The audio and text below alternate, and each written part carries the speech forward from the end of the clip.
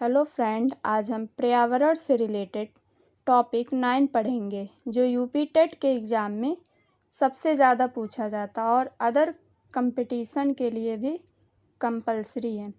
जैसे आपका पहला क्वेश्चन है, निम्नलिखित में से कौन सा आग्नेय चट्टान का उदाहरण है? तो इसका आंसर होगा बेसाल्ट। आग्नेय चट्टानों का निर्माण ज्वालामुखी से निकलने वाले लावा के जमा होने से होता है। इन चट्टानों में खनिज पदार्थ की अधिकता होती है या पाई जाती है।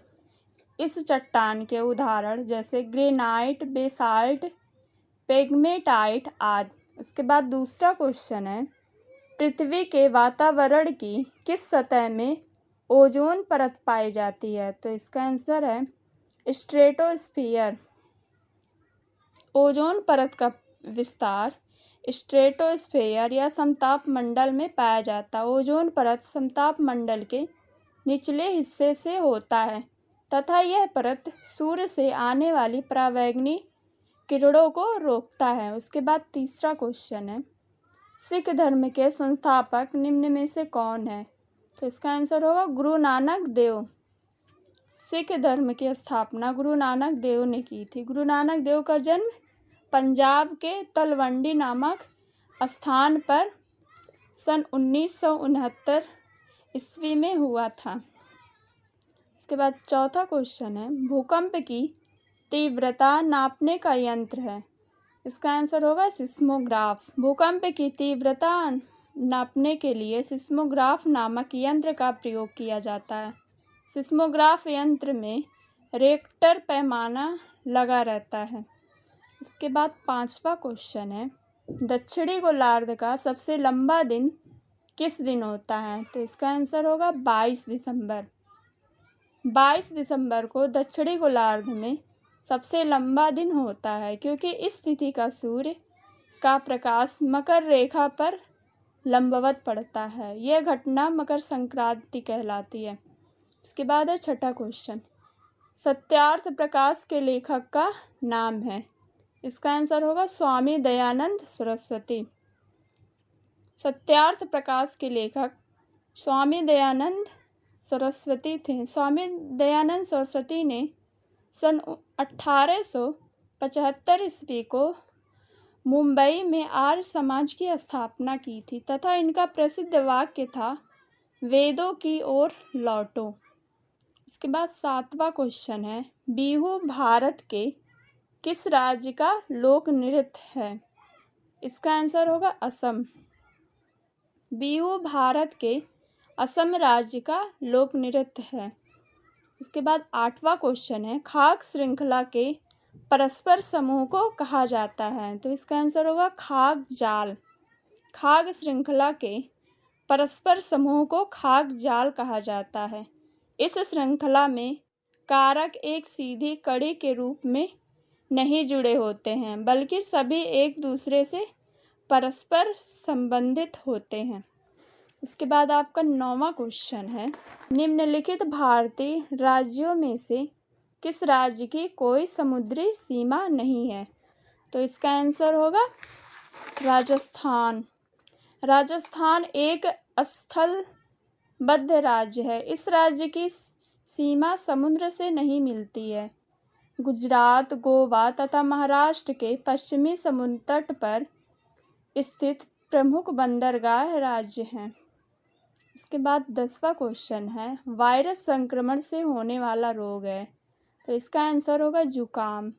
जुकाम वायरस से होने वाला संक्रमण है जबकि टाइफाइड, कालरा तथा मलेरिया जल जनित रोग हैं।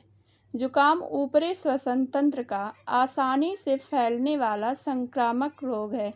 इसके लक्षणों में खांसी, गले की खराश, नाक का स्राव और ज्वर आता है। यह आमतौर पर एक सप्ताह में समाप्त भी हो जाता है।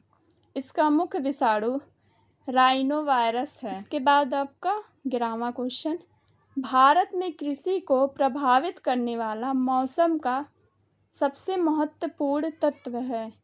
इसका आंसर होगा वृष्टि। भारत में कृषि को प्रभावित करने वाला सबसे महत्वपूर्ण तत्व वृष्टि है क्योंकि भारत उष्ण तथा समशीतोष्ण दो कटिबंध में स्थित हैं। उसके बाद आपका 12वां क्वेश्चन, वायुमंडल की सबसे ठंडी परत कौन सी है? इसका आंसर होगा मध्यमंडल। वायुमंडल की सबसे ठंडी परत मध्यमंडल है, क्योंकि मध्यमंडल तक वायुमंडल का तापमान गिरता है तथा मध्यमंडल के बाद वायुमंडल का तापमान बढ़ने लगता है।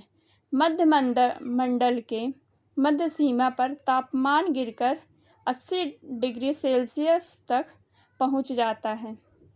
उसके बाद 13वां क्वेश्चन है, निम्नलिखित में कौन सी एक ग्रीन हाउस गैस है?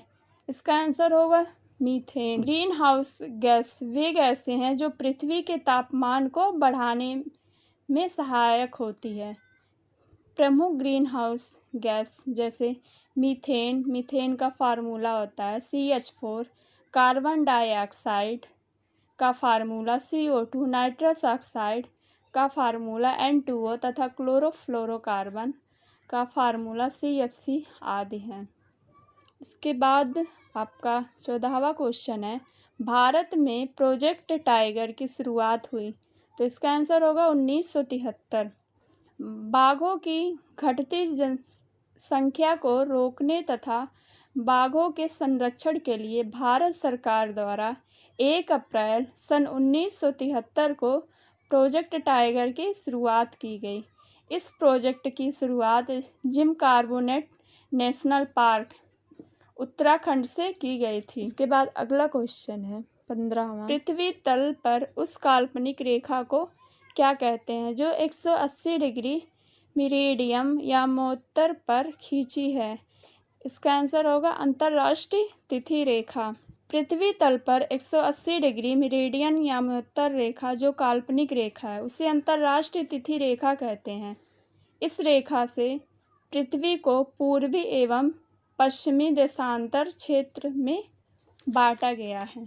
उसके बाद 16वां क्वेश्चन है, निम्नलिखित में से किस राज्य में गल्फ ऑफ मन्नार मैरीन राष्ट्रीय पार्क स्थित है? तो इसका आंसर होगा तमिलनाडु।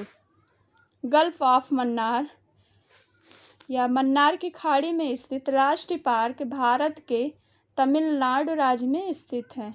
यह उथले पानी की खाड़ी है जो हिंद महासागर में लक्षद्वीप सागर के एक भाग का निर्माण करती है। भारत के रामेश्वर द्वीप से लेकर श्रीलंका के मन्नार द्वीप तक स्थित है। यह भारत का सबसे बड़ा बायो रिजर्व भी है। इसके बाद आपका 17वां क्वेश्चन है, निम्नलिखित में किस एक प्राणी को किसान का मित्र कहा जाता है? इसका आंसर होगा केचुआ। केचुआ को किसान का मित्र कहा जाता है क्योंकि केचुआ नीचे की मिट्टी को ऊपरी सतह तक लाने का कार्य करता है, जिससे मिट्टी और अधिक उपजाऊ हो जाती है। आपका 18वां क्वेश्चन है, पर्यावरण को बचाने के लिए चिपको आंदोलन कौन सा राज्य जुड़ा हुआ है? तो इसका आंसर होगा उत्तराखंड। चिपको आंदोलन की शुरुआत वृक्षों के कटाव के विरुद्ध प्रसिद्ध पर्यावरणविद सुंदरलाल बहुगुणा तथा चंडी प्रसाद भट्ट के नेतृत्व में उत्तराखंड के चमोली जिले से की गई थी। इस आंदोलन को वर्ष 1973 में प्रारंभ किया गया था। उत्तराखंड के चमोली जिले को फूलों की घाट भी कहते हैं। उसके बाद अगला क्वेश्चन है आपका 19वां, जीवों के व्यवहार का अध्ययन किया जाता है। इसका आंसर होगा इथोलॉजी। विज्ञान के इथोलॉजी विषय के अंतर्गत जीवों के व्यवहार का अध्ययन किया जाता है। नियोलॉजी विषय के अंतर्गत तंत्रिका तंत्र से संबंधित रोगों का अध्ययन किया जाता है। इसके बाद आपका है 20वां क्वेश्चन, समुद्री शैवाल किसका महत्वपूर्ण स्रोत है? इसका आंसर होगा आयोडीन।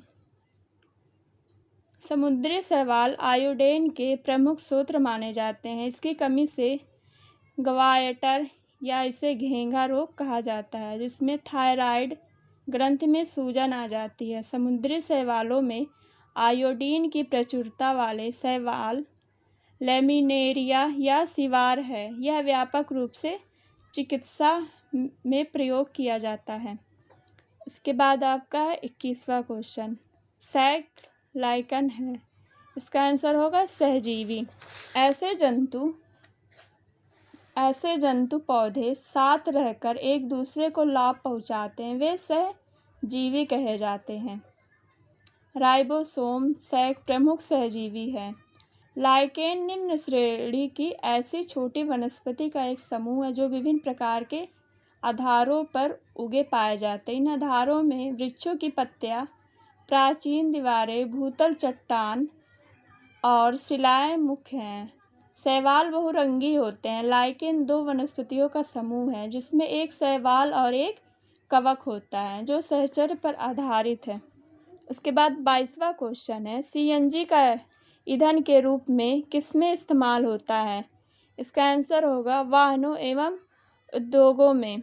सीएनजी इसका होता है full form compressed natural gas का उपयोग वाहनों एवं उद्योगों में ईंधन के रूप में किया जाता है। उसके बाद है 23वां क्वेश्चन, पर्यावरण जागरूकता का किसके द्वारा सृजन किया जा सकता है? इसका आंसर होगा क्षेत्रीय भ्रमण।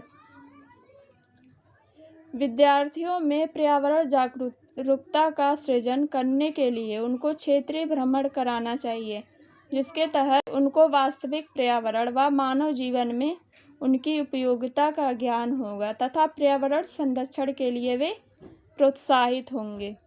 उसके बाद 24वां क्वेश्चन है, एलपीजी किसका संक्षिप्त रूप है? तो एलपीजी मतलब liquid petroleum gas. Liquid petroleum gas का प्रयोग घरेलू ईंधन के रूप में किया जाता है।